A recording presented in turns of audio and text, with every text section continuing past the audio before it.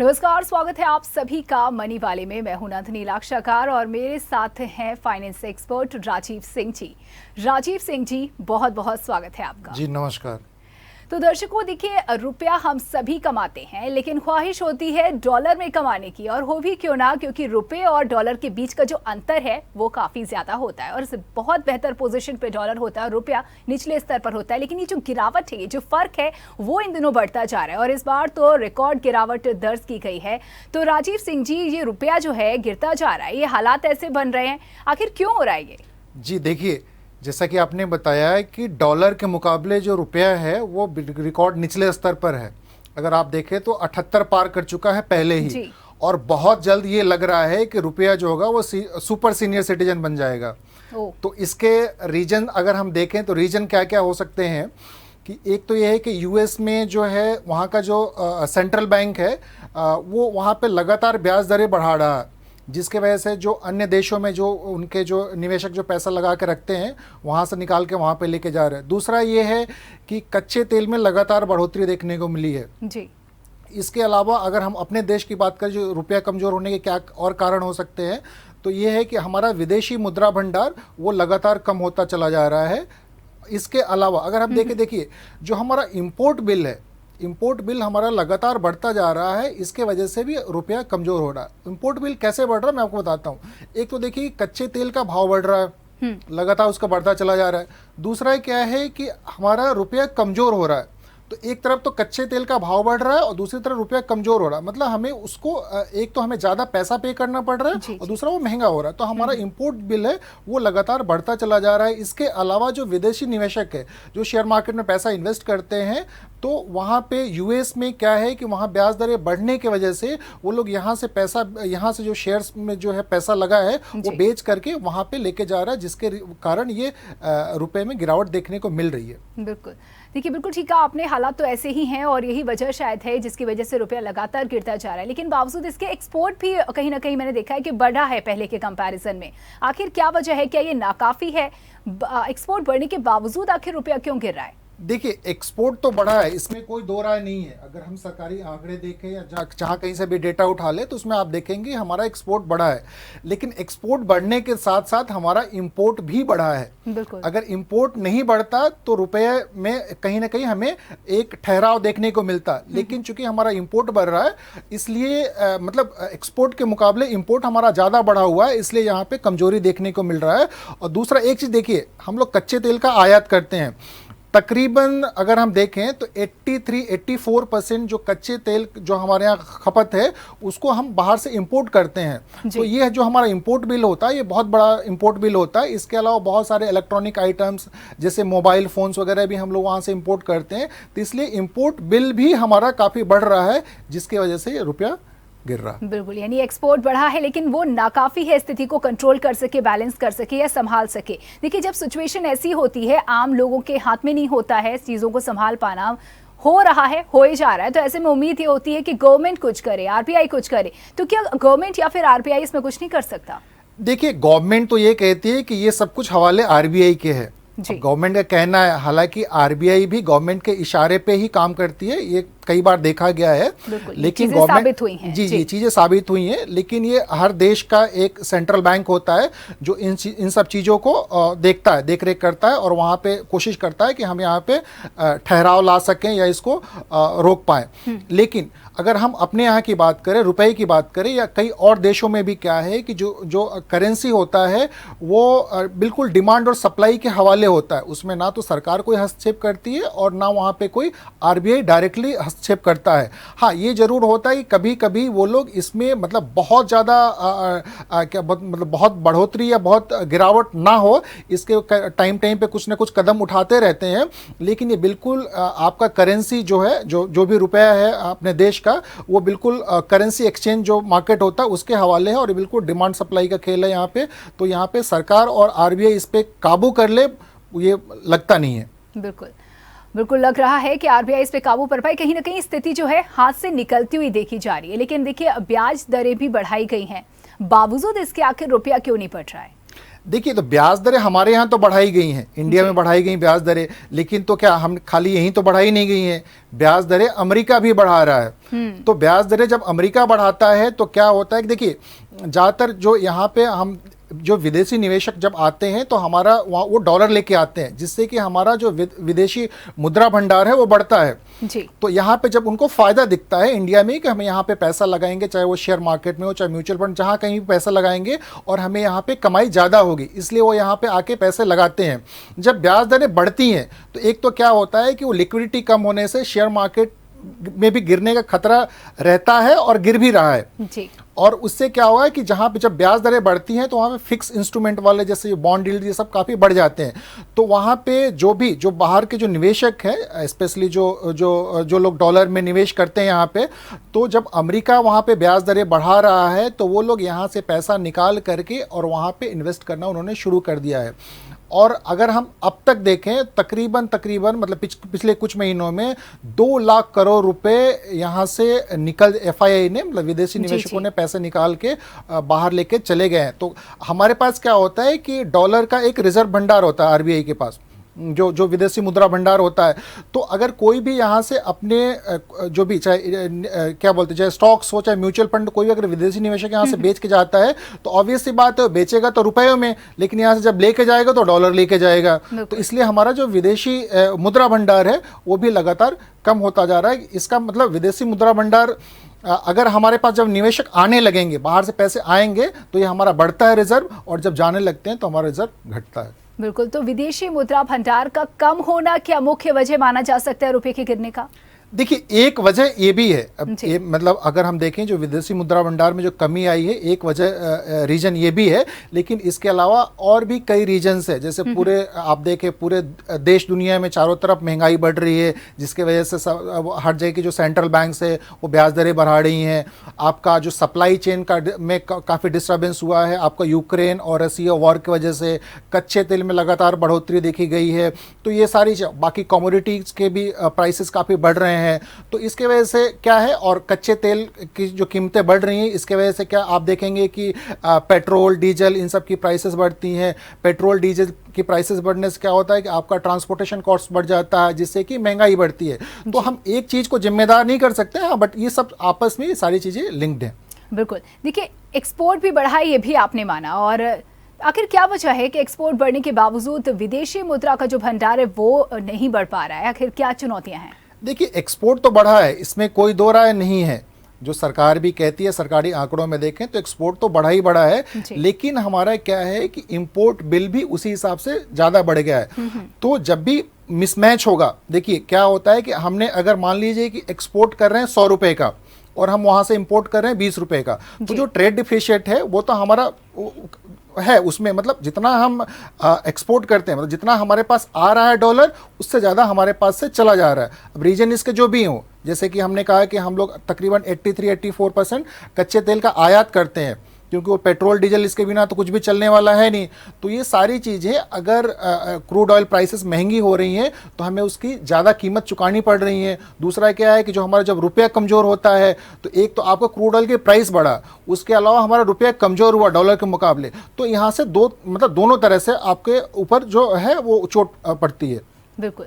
तो ये जो मौजूदा सर्कमस्टांसेस हैं, ये तो माना जा रहा है कि अभी कुछ समय तक ऐसे ही रहने वाले हैं, क्योंकि चुनौतियां बहुत मुश्किल यहाँ पर देखी जा रही हैं, स्थिति गंभीर है।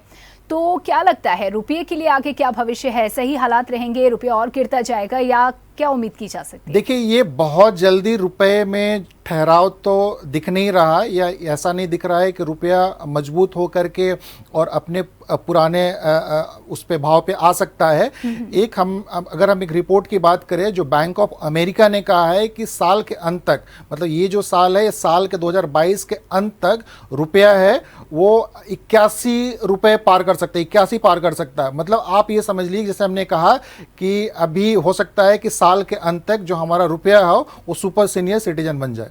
जी, सुपर सीनियर सिटीजन, ये टर्म जो आप यूज़ कर रहे हैं निश्चित तौर पर काफ़ी कुछ अपने मायने अपने आप में कह रहा है ये, और बहुत कुछ इससे समझा जा सकता है कि क्या कुछ स्टेटस है, जो स्थिति है वो रुपये की होने वाली है।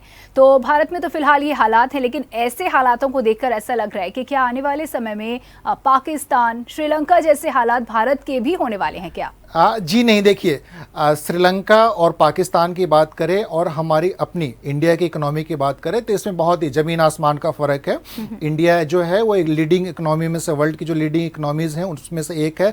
अगर हम आंकड़ों में बात करें तो इंडिया जो है आप वर्ल्ड की टॉप 5 इकोनॉमीज़ में है। यहाँ की जो हमारा जो अर्थव्यवस्था है वो तकरीबन 3 ट्रिलियन का है, और ये अगर हम पूरे वर्ल्ड में रैंकिंग के हिसाब से देखें तो ये तकरीबन 5वें नंबर पे आता है।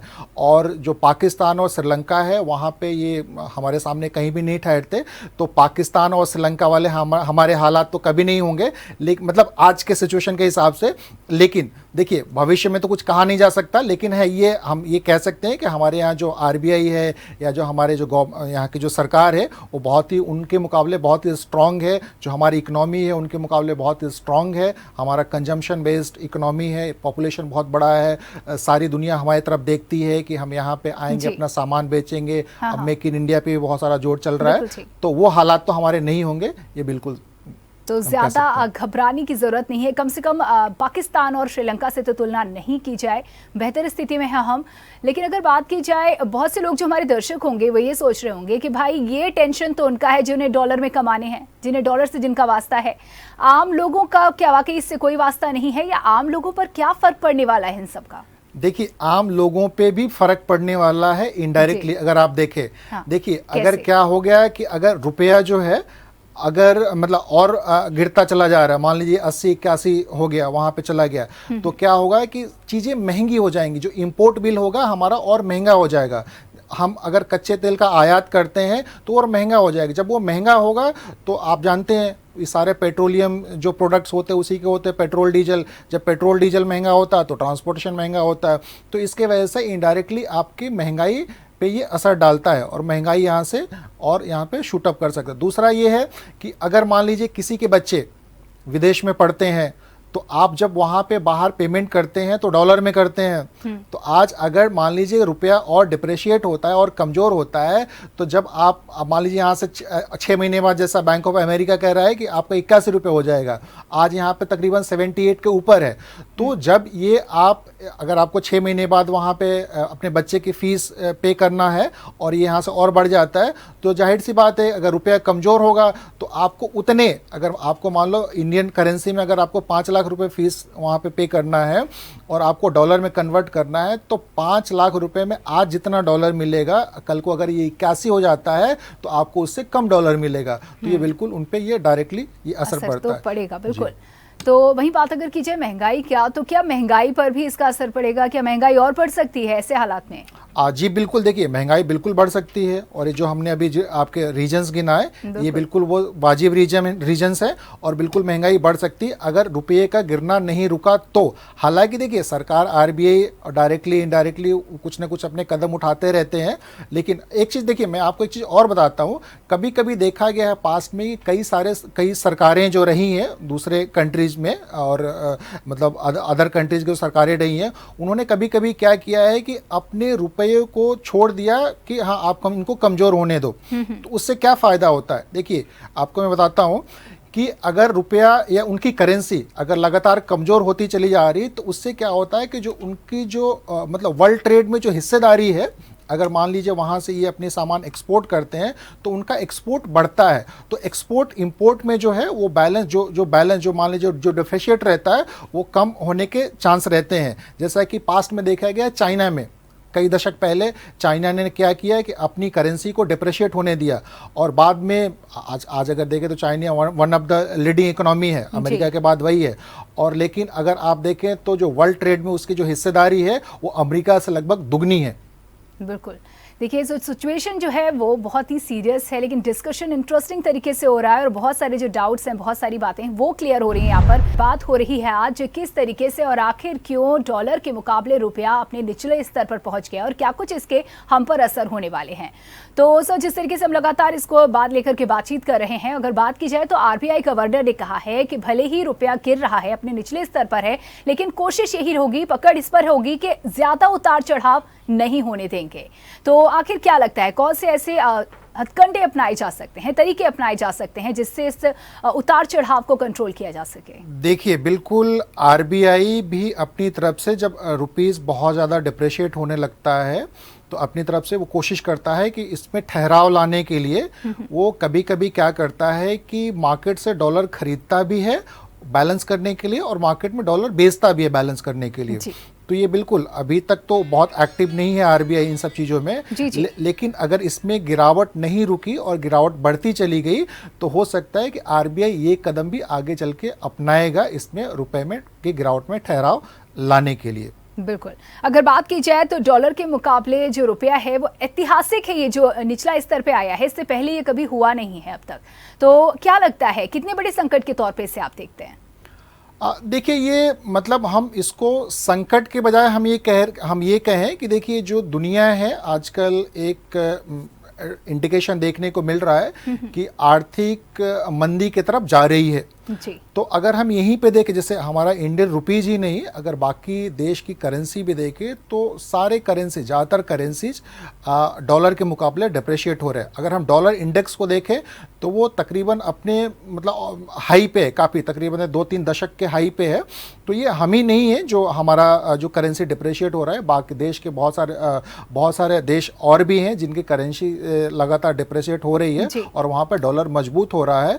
तो ये मतलब ये कोई हाँ, ये चिंता का विषय है। देखिए, महंगाई बढ़ रही है तो आम लोगों के लिए, तो जो गरीबी के स्तर पर हैं उनके लिए निश्चित तौर पर एक संकट का ही मौका हो जाता है। ये सिचुएशन ऐसी, देखिए महंगाई तो ऐसी है कि एक बहुत बड़े तबके को प्रभावित करती है जी। और जब भी महंगाई बढ़ती है तो हाँ, कुछ लोग जो है, कुछ चुनिंदा, कुछ एक परसेंटेज होगा पॉपुलेशन का जिनको इस पर बहुत ज़्यादा फर्क नहीं पड़ता है, लेकिन एक मेजर जो पॉपुलेशन होता है वो महंगाई उसके लिए बहुत मुश्किल होता है, महंगाई के दौर से गुजरना है और अपना जीवन यापन करना। तो बिल्कुल सरकार चाह रही होगी, आरबीआई भी अपने तरफ से, कि कहीं ना कहीं हम इसमें ठहराव लाएं और उनकी ज़िंदगी को आसान कैसे बना सकते हैं।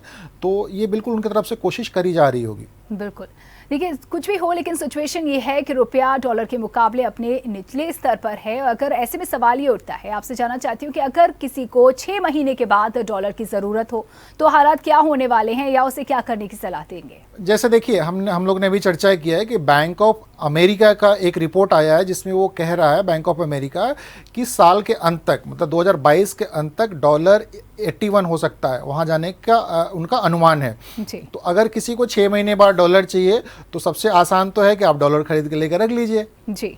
अगर वहाँ पे आपको पे करना है और उसको ज़रूरत है तो आप आज खरीद लीजिए। इसका एक तरीका और है जिसको हम हेजिंग बोलते हैं। तो जैसे करेंसी क्या होते हैं, मतलब करेंसी पेयर्स मार्केट में ट्रेड भी होते हैं।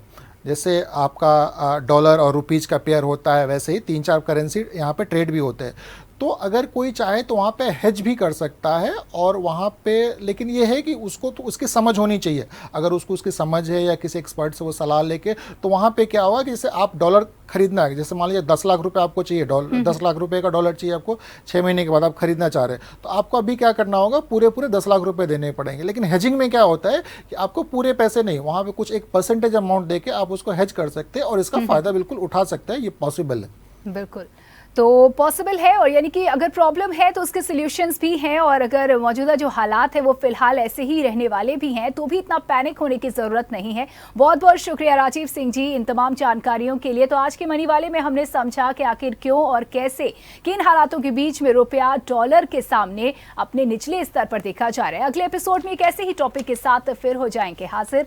फिलहाल के लिए दीजिए इजाजत, नमस्कार। अगर आपको हमारा वीडियो पसंद आया हो तो हमें लाइक करें, सब्सक्राइब करें और ज्यादा से ज्यादा शेयर करें, और हाँ, बेल आइकॉन दबाना ना भूलें ताकि हर खबर का अपडेट आप तक पहुंचे तुरंत। आप हमें इंस्टा, ट्विटर और फेसबुक पर भी फॉलो कर सकते हैं। हमारी आईडी है @JMT News Flash।